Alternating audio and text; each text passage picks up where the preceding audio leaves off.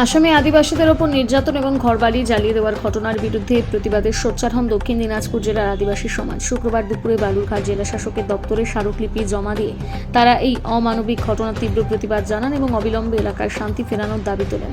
আন্দোলনকারীদের বক্তব্য, আসামে আদিবাসীদের উপর হামলার প্রকৃত কারণ এখনো স্পষ্ট না হলেও নিরীহ মানুষের উপর এ ধরনের বর্বরিচ্যুত আক্রমণ কোনোভাবেই মেনে নেওয়া যায় না। তারা জেলা শাসকের মাধ্যমে আসাম সরকার এবং কেন্দ্রীয় সরকারের কাছে দ্রুত হস্তক্ষেপ করে পরিস্থিতি নিয়ন্ত্রণে আনার আহ্বান জানিয়েছেন।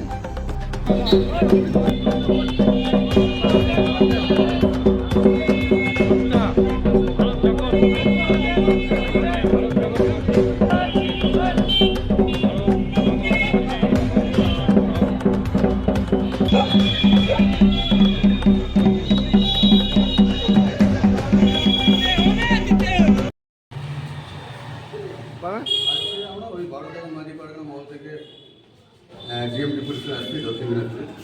কি নিয়ে ডেপুটেশন? আজকে সেটা এক নম্বর ওদের কিছু দাবি ছিল এবং কিছু অঘটন ঘটনাগুলো ঘটছে।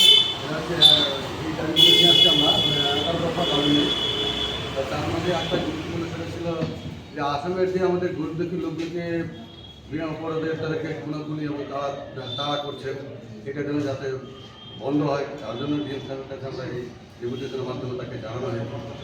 এবং এইরকম বহু আবাস যোজনা গরিব দুঃখীরা এখনও পর্যন্ত আমাদের অনেকে আবাস যোজনা পায়নি, যাতে এই আবাস যোজনাগুলো পাই। কত দফার দাবি আপনাদের? এখানে আমাদের দাবি আছে 11 দফা দাবি। কি বললেন ডিএম সাহেব? তো ডিএম সাহেব এই কথা বলেন যে যাক আমি দেখি আপনাদের যতগুলো দাবি আছে এই দাবিগুলো আমি সম্পূর্ণ দেখে আপনাদেরকে যাতে আমি সুষ্ঠুভাবে এই দাবিগুলো আমাদের পূরণ করতে পারি এই আশ্বাস দিল আর কি।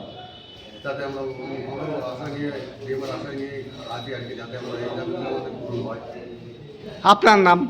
আমার নাম লাল বাগদি, দক্ষিণ দিনাজপুর জেলা কর্মী।